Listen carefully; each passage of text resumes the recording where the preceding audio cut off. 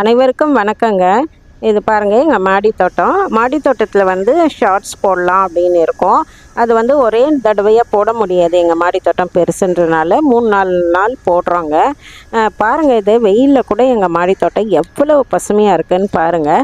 அது என்னென்ன எப்படி எப்படி பண்ணியிருக்கோன்றதை நான் லைனாக சொல்கிறேன். எல்லா விதமான காய்கறிகளும் இல்லை மாடி தோட்டத்துலேருந்து எங்களுக்கு கிடைக்கிதுங்க. வெயில் காலத்துலேயும் கிடைக்கிது. இல்லை மூடாக்கை பற்றி நான் சொல்லியிருக்கேன். அது முக்கியமாக வெயில் காலத்தில் நம்ம செய்ய வேண்டியதுங்க. அந்த மூடாக்கோடைய இதை வந்து நாங்கள் டிஸ்கிரிப்ஷனில் கொடுக்குறோம். இப்போ பார்த்தீங்கன்னாக்கா நம்ம 2-3 விதமாக நம்ம மாடி தோட்டத்தை பாதுகாக்கலாங்க. விளைச்சலையும் வெயில் காலத்துலேயும் நல்லா எடுக்கலாம். இது பகுதி 1ங்க. எவ்வளோ செழிப்பாக இருக்க பாருங்கள். எல்லா விதமான காய்கறிகளும் மாடி தோட்டத்துலேருந்து கிடச்சிருக்கு.